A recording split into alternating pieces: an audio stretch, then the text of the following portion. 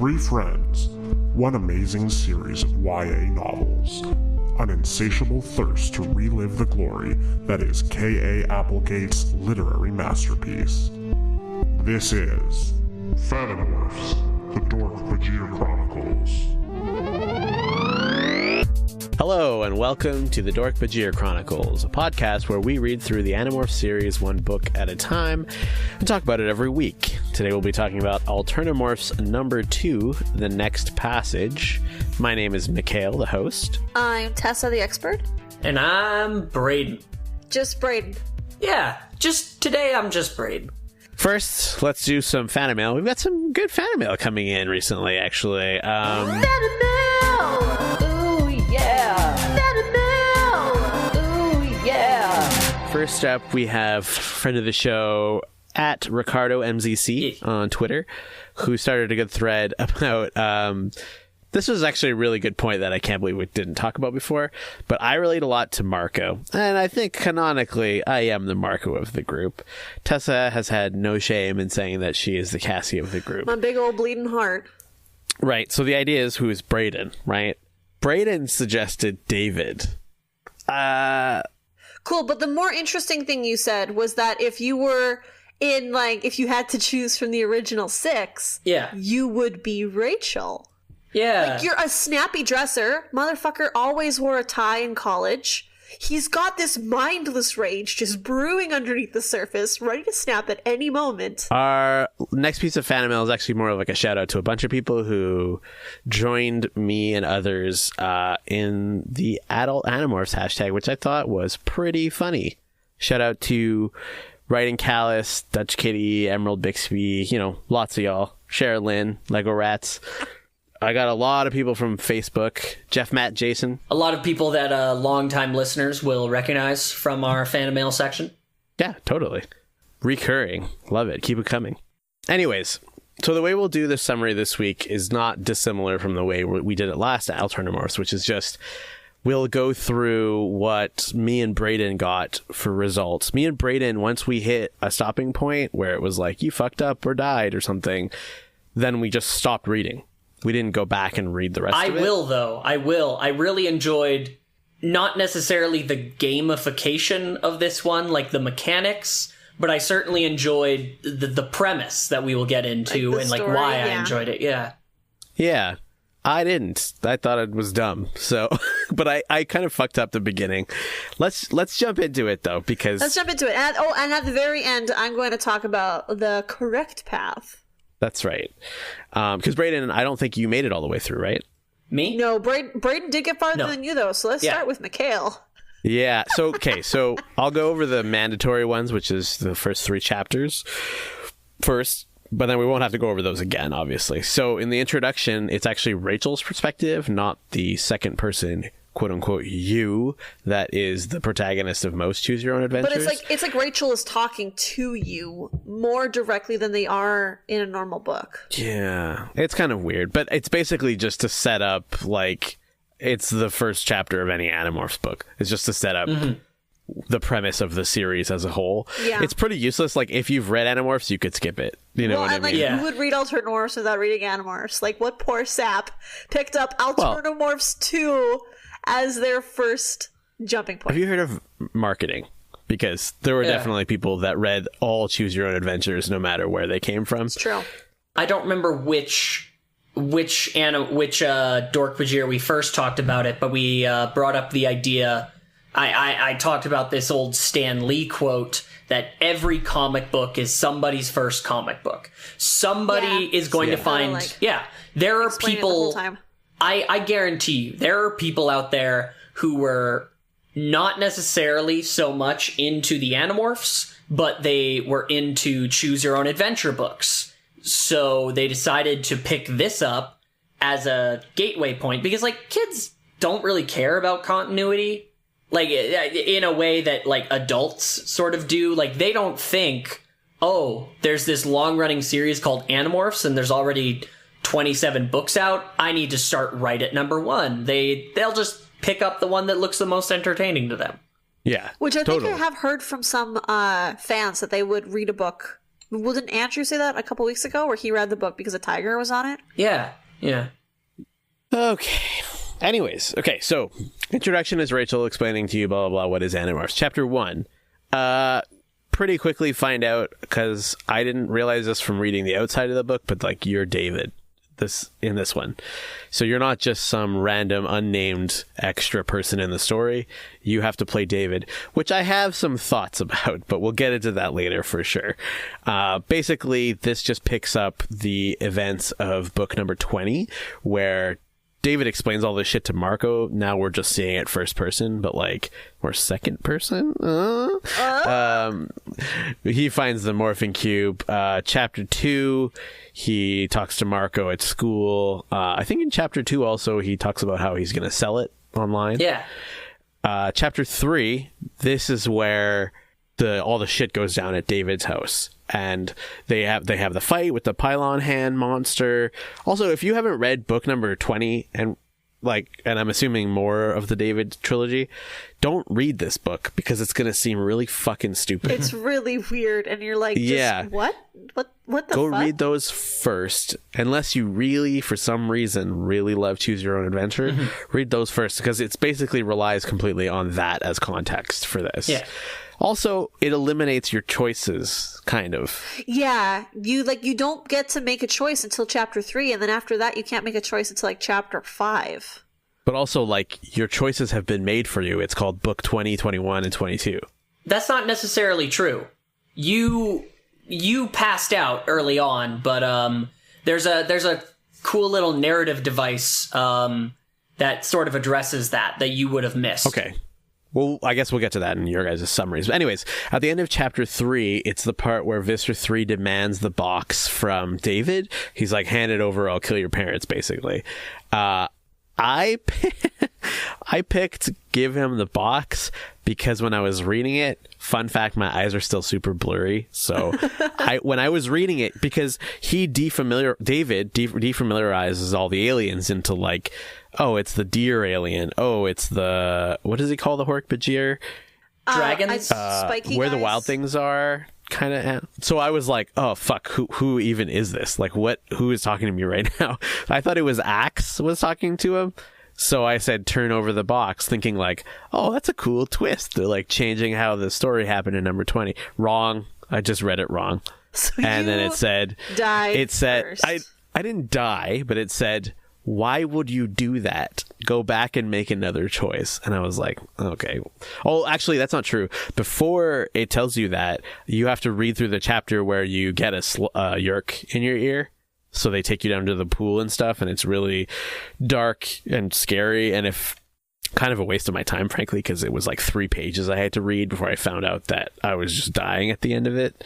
A good classic Choose Your Adventure in my mind is like, there's 3 lines of thing, and it says you died at the end. Yeah. You don't have to read a fucking whole chapter to find out you made the wrong choice. No, this book is Anyways. great for like making you read the whole chapter before you find out you fucked up. Yeah, fuck. Anyways, that's where I stopped. Brayden. I got up to that point, but I chose to not relinquish the box. Everything plays out pretty much the same up until they give you the other Animorphs, let you know the score, and you get everything you become the 6th Animorph, David, the 6th Animorph, and you are hanging out in the barn, and you are making your next plan. The 7th. Brain has his whole bit where he sides with the editors, where they don't count Axe as an Animorph. and Axe I'm is over a it. representative of a separate sovereign nation. He's not an Animorph. He is an ambassador. Yeah. I mean, we could have this argument. At this point, time freezes. And you look out the window and you realize the rain has frozen as well. And you walk outside and a raccoon stands up. And it speaks to you. And it explains to you, I'm the Ellimist. And Fuck off. Are you serious? Yes, Yep. No. Everything- God damn it. I was one choice away from the whole story Yes. changing. the whole story. Fuck. and the Ellimist says off. to you, I deal in all time and space. And all time and space, you just fucked up. You did something that changed the threads. And I'm either going to eradicate you unless you prove that you don't deserve to be eradicated. And he puts in your hand, very specifically in all caps, you ask him, why are you doing this? And out of nowhere, all caps, he says, because you've angered me. And you're like, oh shit, what the fuck? God is so mad. He puts a set of buttons in your hand. It's button A and button B. And I pushed button B. And suddenly, I was in the middle of Megamorphs number 3, The Time of the Dinosaurs. Or was that number 2? Yep. They had just gotten dropped off in the middle of nowhere, and all of the Animorphs, now including David, are running away from a T-Rex. And you hear the Ellimist in your head, do you want to morph a roach or a wolf? I chose roach. And I escaped because roaches are A, fucking fast, B, way too tiny for a T-Rex to bother with, and C, even when the T-Rex did get its teeth on you, it ripped you in half. You're a fucking roach. You're a badass who can still run around when half of you is gone. Wait, so the choice wasn't yours, really? It was like the Ellimist forced you to pick one of those morphs. No, yeah, the Ellimist was like, I'll give you your second morph, because back when you were in the barn, you got to acquire a horse and morph around. But yeah, then the Ellimist comes to your mind and is like, pick a morph, roach or wolf. Okay, that's dumb. So now the only thing that you can morph is a horse and a roach. Go on, Raiden. Okay, so David, I escape and meet back up with the other Animorphs. We survive. We set up camp, but in the middle of the night, everybody wakes up and there's a stampede of dinosaurs coming at us, chased by another T-Rex. The choice at this point is turn into a roach or just run. And I chose to just run. At this point, you get picked up by the T-Rex and swallowed whole, but David morphs into a roach to survive, to go down slower, and then survives when Jake is also swallowed. It's the same T-Rex. He morphs the T-Rex from inside the T-Rex and busts out its gut with you along. As you wander along, you find a city in a valley with a bunch of flying saucers around it. And you can choose to investigate the city or pretend like you saw nothing. I thought that this was like the ant alien city, Nesk. The Nesk? Yeah, the Nesk. So I was like, that's bad news. Let's just keep moving. That's a red herring. Let's just keep moving on. I did, and then we were ambushed by Deinonychus, and you get killed by a Deinonychus. Oh my god. That's you're surrounded by Deinonychus and you die. So, friendos, here we go. Button A, you go to the Isquirt world. Lame. Ellimist is like, alright, friends, round 2. And the Animorphs are like, well, this is going to be easy. We already know what to do. And then Marco's like, wait, what will be easy? Ellimist has erased their minds so that they don't have head start. And also Eric is there. So it's 8 versus 7. And then you see a howler coming up the stairs. And everyone's like, oh, fuck, Battlemorphs. And Ellimist says to you in your head, okay, human, pick your first 3 morphs. You can pick Andalite, Shark, Komodo Dragon. Andalite? Oh, fuck. Right? Or you can pick Fly, Hawk, Dork-Bajir. Let's say you pick Andalite, Shark, Komodo Dragon, because that's pretty dope. And then you choose to morph either an Andalite or a Komodo Dragon.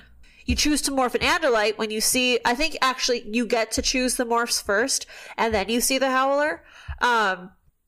You see the howler, you can choose to morph an Andalite or a Komodo Dragon. You choose to morph the Andalite, you morph really fast, you're slashing with the tail blade, Axe is giving you pointers on how to attack it, and then the howler screams, and you bleed out of your eyes and your ears and you die. Wait, I thought you were going to tell us the successful path. I'll get to it. Okay. Morph the Komodo Dragon instead. You go back and you're like, okay, Andalite was a poor choice. I'm going to morph the Komodo Dragon. Because in your brain, you're like, I can't morph the shark. There's no water. You morph the Komodo Dragon. You're as this big, huge lizard with the big teeth and stuff.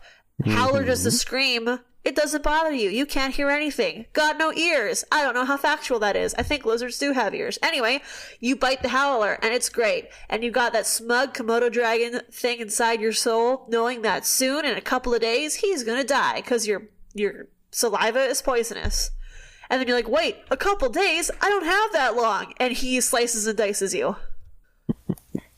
So, okay, pretty dumb. The correct choice is to pick the morphs, Fly, Hawk, and Dork-Bajir, because then you'll just get railroaded into morphing Hawk while everybody is morphing battle morphs, and then Jake is like, fuck, let's escape. Go out.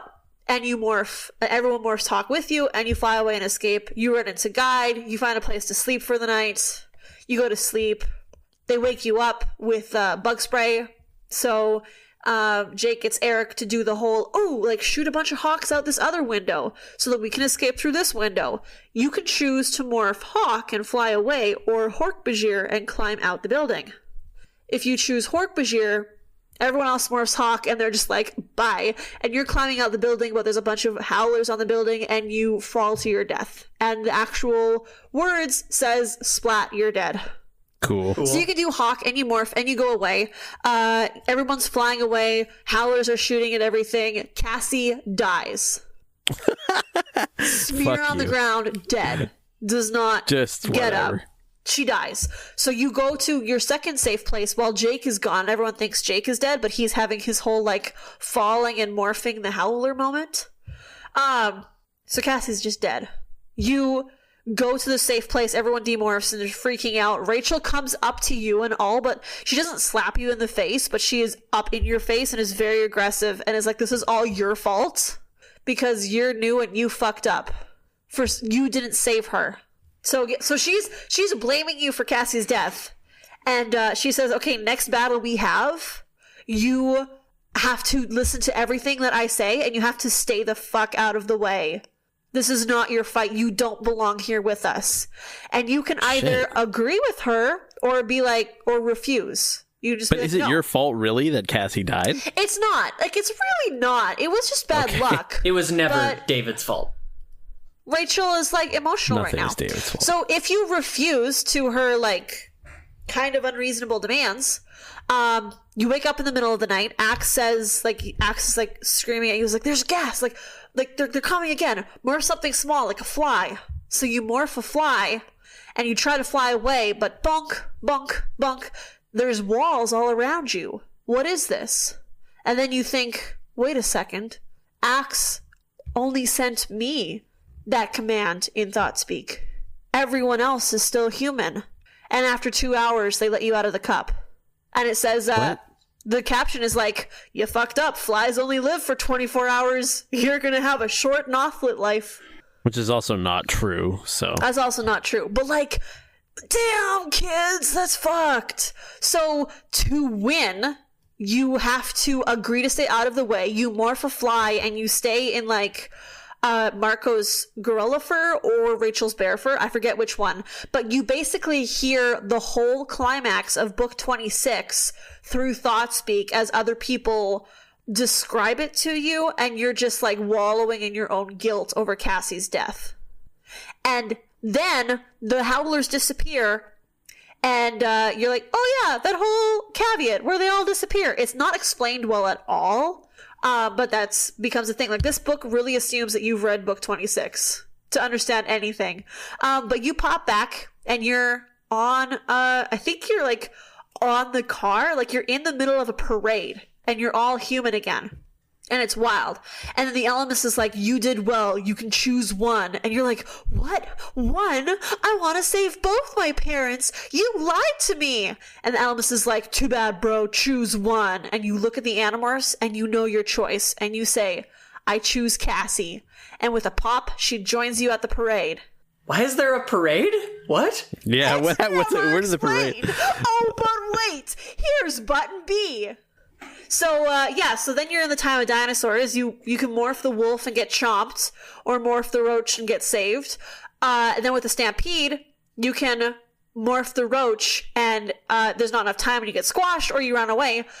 you pretend you never saw the city and you die by dynamikes. If you investigate, you're like, hey, there's a city over here. Let's investigate. You go like 2 steps and then flash. You're sitting in a movie theater and Marco, like everyone is sitting there beside you eating snack food. They got popcorn and chocolate and Marco's drinking a soda that he doesn't actually like that much. And then on the TV screen in front of you, you see humanity go from like caveman times to modern day. As the Ellimist talks about like, yes, investigation, curiosity. That's like one of the best parts about being a human. Wait, what? And that's how the book ends, is like you have a second chance. Wait, so if you do the Megamorphs thing, you only have to make like 1 choice? You make 3. But then it ends with like some sort of allegory? Like what is happening in that last part? You're just sitting in a movie theater watching the growth of humanity, and the Ellimist is like, yes, I love it that humans investigate. It's so nice. Curiosity is so very human. And then like, so then the continuity is just assumed to have David as an Animorph from there on? From there on, you're just like, yeah. And okay, I'm going to get to that. I never thought of it, like, yes, you're doing the David story, but I never thought of it as me being David. Because, like, I mean, already you do different stuff. Like, your first thing after not becoming a horse is you say, you're right, it's a weapon, and I'm ready to fight the Yeerks. Like, which is already so different than what David did. I feel like it would have been so much more interesting if you were just still the bike kid from Alternamorphs 1, but instead of being in the construction site at the right time, you weren't. You were just another kid at their school who didn't know what was going on, happened to find the blue box, and they changed some details so you wouldn't feel so railroaded into the whole David thing. Because then also, you could start making choices before chapter 3. Like, there's so much time there's so much book you have to read before you make a choice. And then after that first choice, with like giving up the box or not, there's still a whole lot of book you have to read before you can make more choices. It's kind of funny though, right? Because like the only choice that actually matters or that actually tests your knowledge of anything at all is the first choice. Is the box one, yeah. Because all the other choices, it's not like the choices are like, do you jump off a cliff and potentially kill yourself, or do you safely take the path down the mountain? They're all random roll. Like, it's exactly a crap bag. Mm-hmm.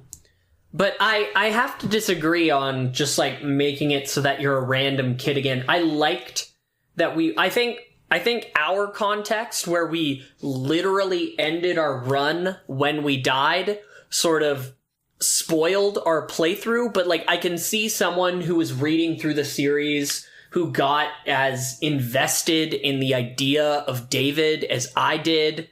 I could see them reading this book and saying to themselves, like, and just reading through it, going back and forth and just reading through it and being really interested in the idea that like this person who you really only got to see this very small, narrow slice of their life, who you maybe thought got a shit deal at the end, get this second chance. Maybe a very thin and uninteresting one, but I certainly believe that the premise of David, but time has been fucked with, is more valuable than just being some rando.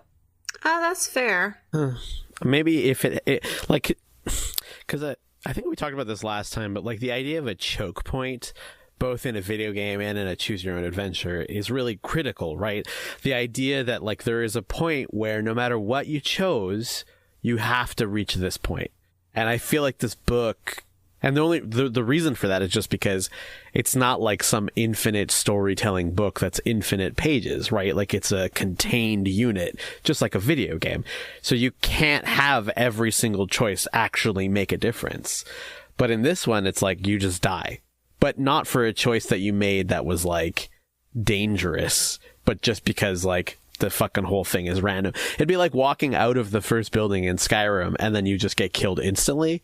Yeah, and it's like, oh, you should have taken the back door, but it's like, why would you do that to someone? Well, like, I don't know if we talked about it in the first book, but like both of these, like they're not good choose your own adventure books because you don't get to feel like your choices matter. Like they obviously are very railroady, And in a proper choose your own adventure book, you're not supposed to, you're not just like, oh, here, what's behind door number 2? Oh, instant death. Oops, you fucked up, try again. Yeah, and it literally is that.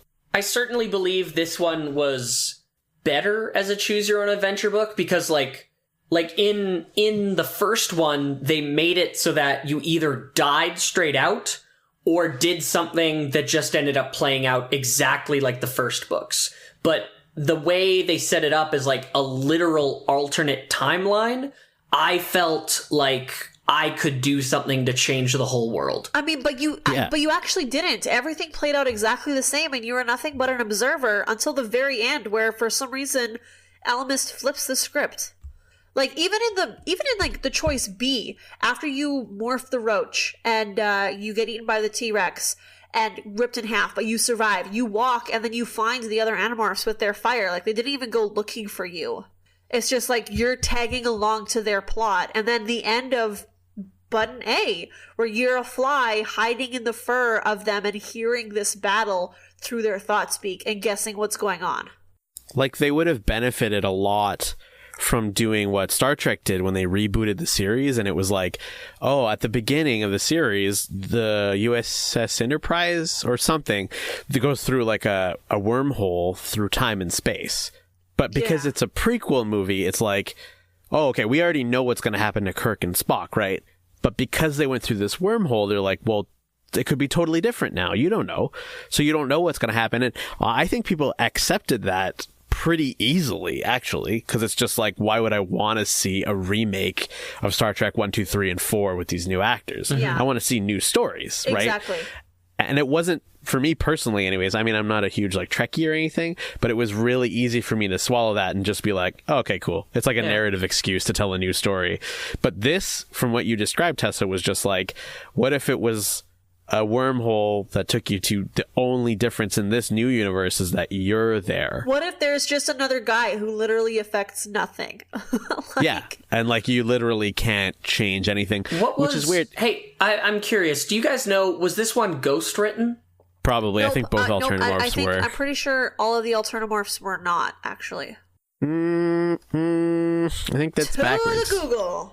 Because if they were ghost written, I could see that kind of explaining maybe some of the weird stuff the Ellimist does, where like he does like suddenly at the end of one adventure he's giving you a parade. Yeah, or Emily like Costello. At the end of adventure B, he like shows you a movie and says how much he enjoys humanity. Where did you find that? I'm on like Seropedia and Wikipedia, and I'm not finding nothing. Yeah, Emily Costello wrote this one, and Tanya Alicia Martin wrote the last one. Okay. Listen, man, you need to learn your Control Fs. I found it in like 5 seconds. God, I'm just like slowly. I'm like, you know how like some people touch type with only 2 fingers? I do that, but I touch read. I have to put my fingers on the TV screen, and I only read each letter as I'm poking it. Okay. My point is, the Ellimist wouldn't do those things if it was Michael and Catherine, but this Ellimist hits me as a character written by someone who just got sort of like an outline of the Ellimist and was just told they're all powerful, they're mysterious, they mess around with humanity but have their best interests at heart, and they got more of a like, what if like a sort of jokery Q bad good guy than what the Ellimist actually is. Like, that was one of my like, chill, bro. It's just a chess game that you're having with Kryak. Like, why are you so into this? Because you've angered me. Like, no. The Ellimist that Catherine and Michael have written would be like, ooh, this is a new twist. Yeah. Kryak, haha, fuck you. Also, don't you guys think it actually would be super interesting if, like, you changed what happened in Megamorphs 2? Yeah. Do you know what I mean? If you Because it would be like, could oh, change fuck. it. Like, if I was there. Because anyone reading this is not like, oh, yeah, time to settle in for some more canonical Animorphs. No, you should have gone off the rails. It would have been so much more interesting. Totally. Absolutely, you should have. Ugh. And then, like, just the ending was just, like, so fucked up. You're like, oh, let's go take a look. And then you're sitting in a movie theater watching humanity evolve. Like, what? I never remembered that bit. I only remembered, like, the turning into the fly Nothlet, and then the parade at the end where I choose Cassie, and she's like, oh, I love ticker tape parades. Like, yeah, it's like everything you've described to me seems like a fucking fever dream of someone with polio in late stages, like just imagining some crazy world based on loose memories of a book that they once read. Do you know what I mean? I wish there were more choose your own adventure Animorphs that were like different. Like, okay, call to the fan fiction people, make choose your own adventure Animorph books, like, as fiction, as your fanfic. Oh, hell yeah. I would totally But get permission read that. from the publishers first, because it's illegal otherwise. Yeah. Mm-hmm. We will Super illegal. We will tell Anne Rice. She will. Yeah, She will. because she is involved heavily in the Animorphs. I will personally contact the king of copyright and have you killed. King copyright. Mikhail, it's a whole thing. This is like Anne Rice literally sued people for fan fiction several times, and that's why it became a big thing in like the early 2000s that you would be like, these characters do not belong to me at the top of your fan fiction. It's weird, right? Because like I don't have a problem with fan fiction as a concept, but I mean it is illegal to sell fan fiction. Yeah, no, these were not people who were selling it. These were people who were just posting for fun. And Anne Rice literally like would like sue them. Sue them? Yep. That seems pretty stupid, right? Yep, extremely stupid. Yeah. But also, I recently saw somebody compare the first couple sentences of one of her books where she's describing the main character, where the main character is describing herself, and it's literally exactly like the first paragraph of My Immortal. It's amazing. So now we found out who the real author of My Immortal is. Tessa Anne Rice. Redacted. Oh, okay. It's Anne Rice. Anyway. Okay, what else did we have to talk about? We kind of like burned through this one fast. Yeah. Well, I did. I read it in like really 12 minutes. Because I also thought, like, when they were giving me the choice, I was like, oh, shit. An alternate universe where David teams up with Visser 3. That would have been cool. Like, what? You give him the blue box, and he's like, okay, cool. You were so good at it. Here's your Yerk, but also you get morphing powers. And you work with your Yerk? You work with your Yerk? It was kind of a stupidity test too, right? Like anyone who picks you give the box to the evil guy, it's like, okay, I guess you should have read Animorphs, I guess.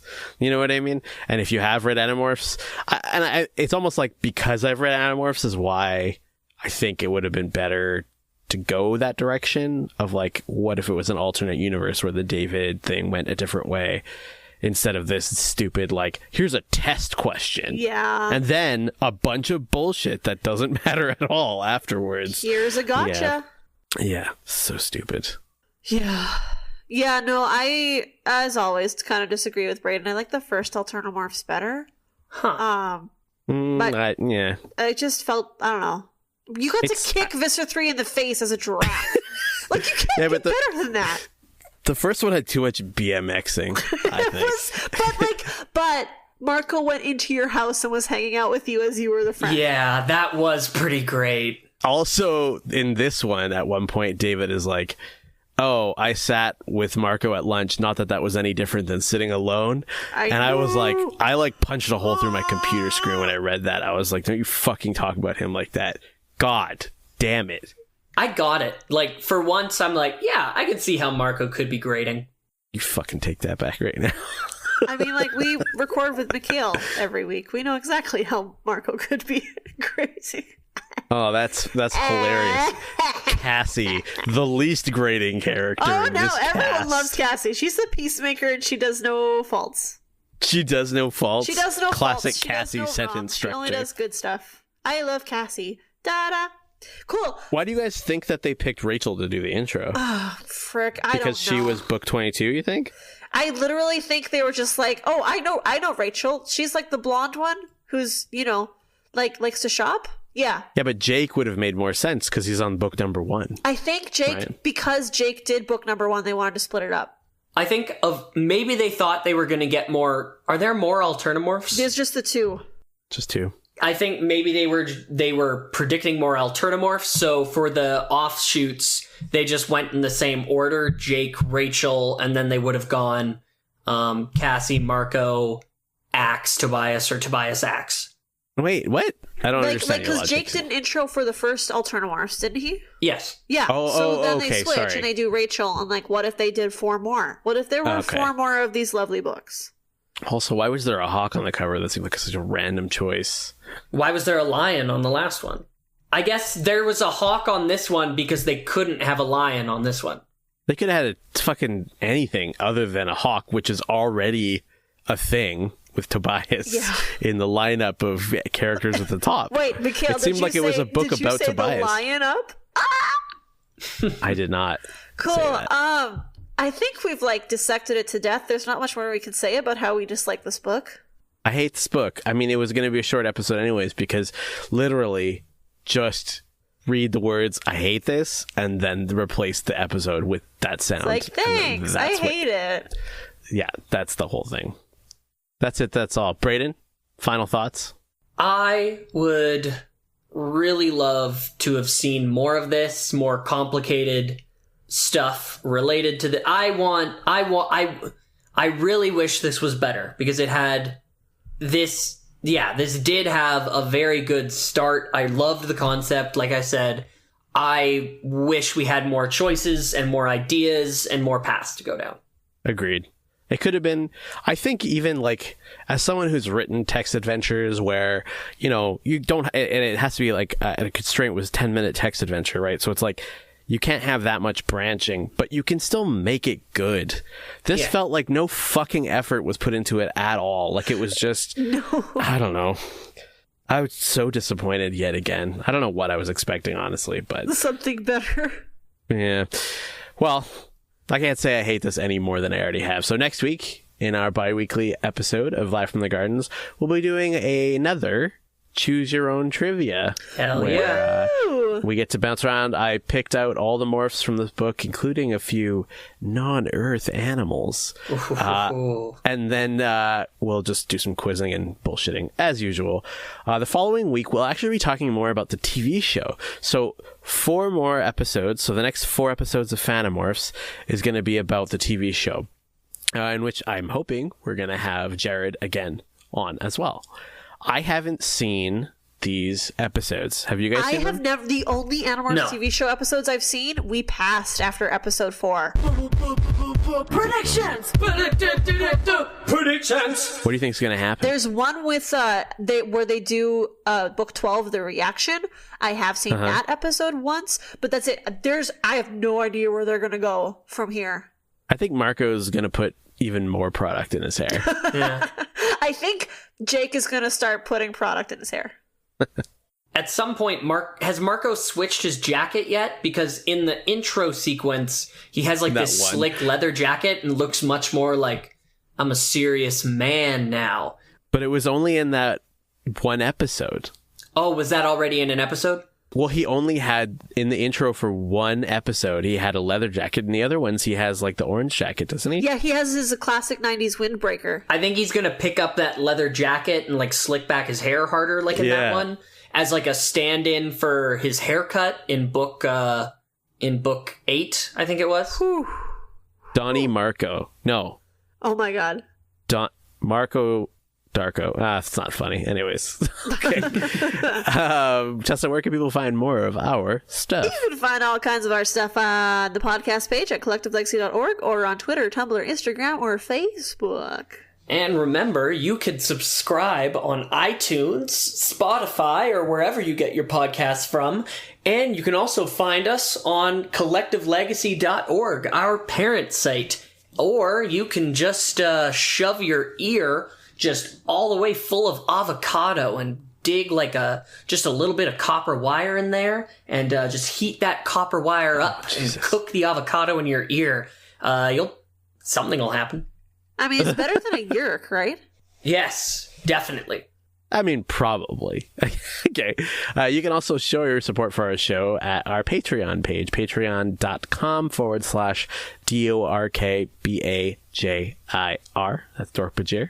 We offer special bonuses for patrons, like access to our Discord server, Animorphs essays written by us, and much, much more. I currently, right now, I finished an essay about Andalites and industrialization, and I'm going to be following it up with one about the Yeerks, and what I think sort of the move up to their rebellion movement looked like.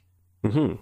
Big time. I was excited to read the first one. It was quite good, actually. What's great is that also on the Discord or on Patreon is we have little contests that happen. Like we're running one right now about guess whose coffee cup is whose. Yeah. You get a gold star if you guess correctly. Yeah. I'll get you. I design you a little fancy little super fan gold star, which you can display on the back of your car or perhaps tattoo it on your child's face. At the end of every episode, we like to give a shout out to some of our patrons where we read out their name. Any of the patrons at the Dork-Bajir level or higher, we read out their name and give them a little fun Animorphs name too. So shout out to Shanna, the Illuminated. Andrew Vila, the Solution. Steam Driven, the Meth Addiction. Anyanka, the North. Spencer, the Sickness. Greg Della Posta, the Whippet. For the Phantomorphs, my name is Mikhail, the host. I am Tessa, the expert. And I'm Braden, the David. And this has been Phantomorphs, the Dork-Bajir Chronicles. I said that funny, didn't I? You said The it a little Dork-Bajir weird. Chronicles. Dork-Bajir Chronicles. Did you want to do another take? We're all Matt dorks here. Damon. I'm a dork.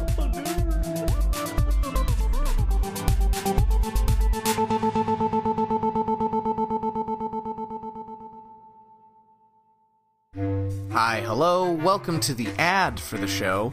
I'm Mitch, the host of Whack Talk Radio. On this show, I talk to interesting people about interesting things. Do you need to know more than that?